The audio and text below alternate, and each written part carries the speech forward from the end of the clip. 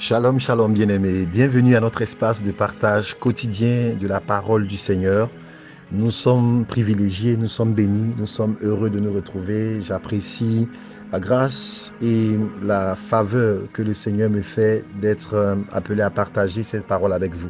Ma prière pour chacun de nous, membres de cette communauté, comme toute personne membre de la famille de Christ qui aura l'opportunité d'entendre ces messages, c'est que cette parole vous trouve en bonne santé, auquel vous apporte la santé et la vigueur spirituelle dont chacun peut avoir besoin.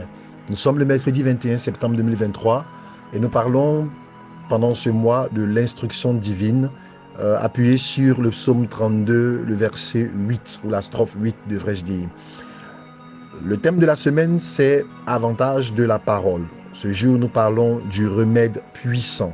Le texte de méditation est tiré de Proverbe 4, 20 à 22 qui dit ceci: Mon fils, sois attentif à mes paroles, prête l'oreille à mes discours, qu'ils ne s'éloignent pas de tes yeux, garde-les dans le fond de ton cœur, car c'est la vie pour ceux qui les trouvent, c'est la santé pour tout leur corps. Je me permettrai d'ajouter le verset 23 qui n'a pas été mentionné ici, qui dit: Garde ton cœur plus que toute autre chose, car de lui viennent les sources de la vie.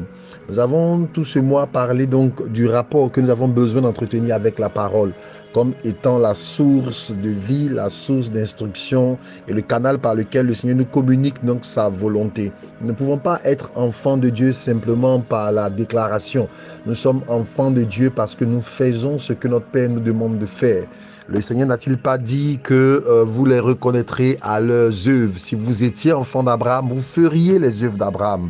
Et donc la filiation avec notre Père, la filiation de Dieu, celle qui nous établit dans cette famille, elle est manifestée non pas seulement par le titre que nous portons ou que nous prétendons porter, mais elle est aussi et surtout manifestée par la manifestation, par le découlement naturel des œuvres que nous pratiquons par rapport à cette filiation.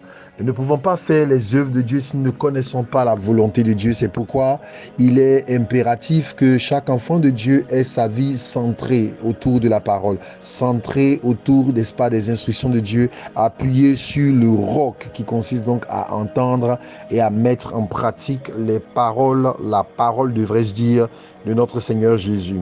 Aujourd'hui, nous voyons un effet particulier que le Seigneur nous donne, n'est-ce pas, de comprendre au travers de cette parole-là. Et il dit que si nous sommes attentifs à la parole, si nous prêtons l'oreille au discours, si nous ne les éloignons pas de nos yeux, que nous les gardons au fond de notre cœur, c'est la vie et c'est la santé pour tout leur corps. Et c'est intéressant de comprendre que la promesse de la vie que la parole comporte n'est pas seulement celle de la vie éternelle. C'est elle, certes, qui est la plus importante, c'est elle qui est l'objet de notre quête permanente, parce que depuis la chute, nous savons que ce corps, il est condamné. Et que quels que soient les soins qu'on peut y apporter, ce corps n'a pas encore été régénéré, ce corps n'a pas encore été sauvé. Vous vous souvenez donc de l'instruction que nous avons partagée ici sur les temps du salut, le salut passé, le salut présent, le salut à venir, le salut immédiat de notre esprit, le salut progressif de notre âme, par la sanctification, par la séparation de l'âme et de l'esprit, par la régénération de l'intelligence, et le salut futur qui n'est pas encore accompli, qui est celui donc de la transformation de ce corps de mort en un corps glorieux. Donc nous sommes en une ère, en une saison où ce corps n'a pas encore été sauvé, et quel que soit tous les soins que nous pouvons y apporter, ce corps finira fatalement, n'est-ce pas, par mourir si le Seigneur n'est pas encore arrivé, où il aura besoin d'être complètement renouvelé pour pouvoir hériter, n'est-ce pas, le royaume des cieux, parce que la Bible déclare que la chair et le sang ne peuvent pas hériter le royaume. Nous ne monterons pas de la présence de Dieu avec ce corps-là. Mais cela dit, pendant que nous sommes dans ce corps, il est important que nous puissions en prendre soin. Et donc, ce que la parole nous donne ce matin, c'est que méditer la parole de Dieu, s'attacher à la parole de Dieu a un bénéfice pour notre vie spirituelle, qui est la vie Zoé, qui est la vie donc éternelle, qui est donc la vie de l'éternel.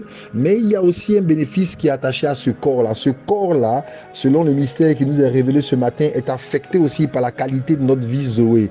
Donc, quand nous marchons avec Dieu, quand nous suivons sa parole, quand nous obéissons à sa parole, la Bible nous dit que les bénéfices sont non seulement spirituels, mais notre corps aussi reçoit de la santé. Et c'est une magnifique promesse que nous pouvons saisir, que nous pouvons nous approprier, que nous pouvons proclamer, de ce que suivre Dieu a un impact sur notre santé, de ce qu'il y a, n'est-ce pas, pour cette saison, pour cette part de l'éternité dans laquelle nous sommes, une provision qui est faite pour la guérison physique par la parole de Dieu.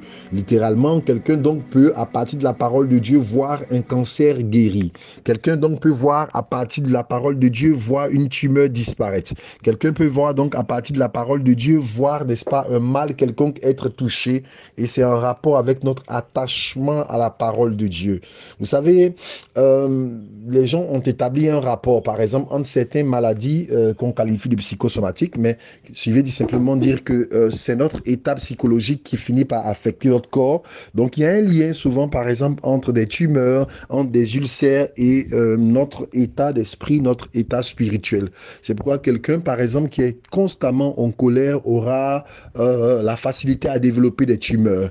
Quelqu'un qui est constamment énervé, irrité, aura tendance à développer, n'est-ce pas, une pression artérielle forte, l'hypertension. Quelqu'un qui est soucieux peut développer, n'est-ce pas, des ulcères.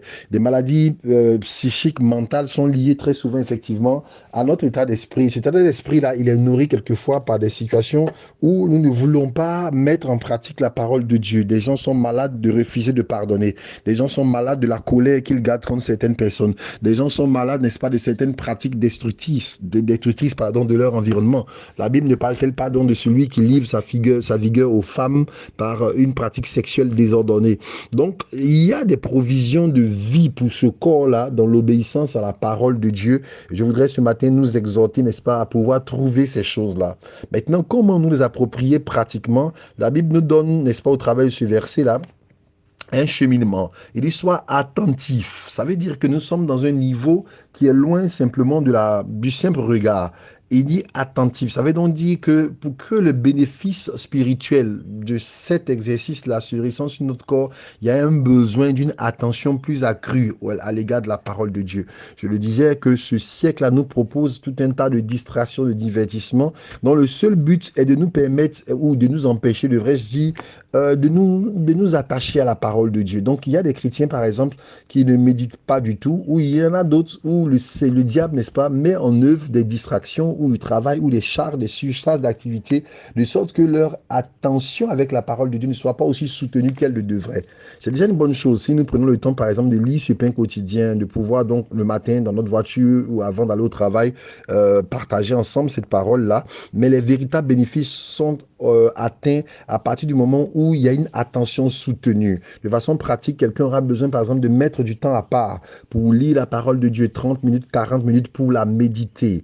Le Seigneur disait à Josué, médite-le. Il ne dit pas simplement de le lire, de le méditer. C'est donc un effort d'attention soutenu. C'est de prêter l'oreille au discours de l'Éternel. C'est un acte délibéré et volontaire de soumettre donc notre oreille à ce que Dieu dit.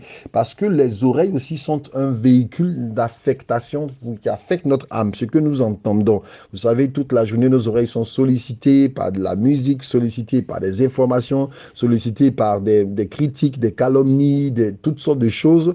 Et on a besoin, n'est-ce pas, de choisir, de sélectionner ce qui entre dans nos oreilles.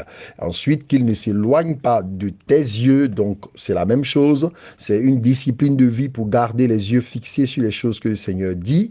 Et toutes ces choses-là doivent aboutir à quelque chose qui descend dans le fond de notre cœur. La méditation n'est jamais parfaite tant qu'elle n'est pas arrivée dans le seuil de notre cœur. C'est du cœur que viennent les sources de la vie, comme disait donc le proverbe, le verset qui suit tout juste après ce 22.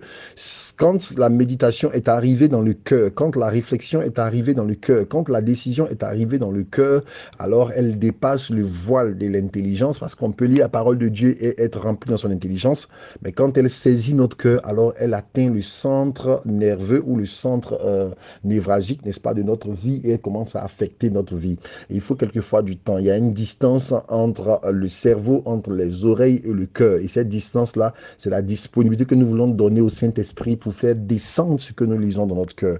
Ma prière pour nous ce matin, c'est que quelqu'un soit physiquement guéri, que quelqu'un s'approprie ses paroles, quelqu'un est malade, quelqu'un souffre d'une manière quelconque.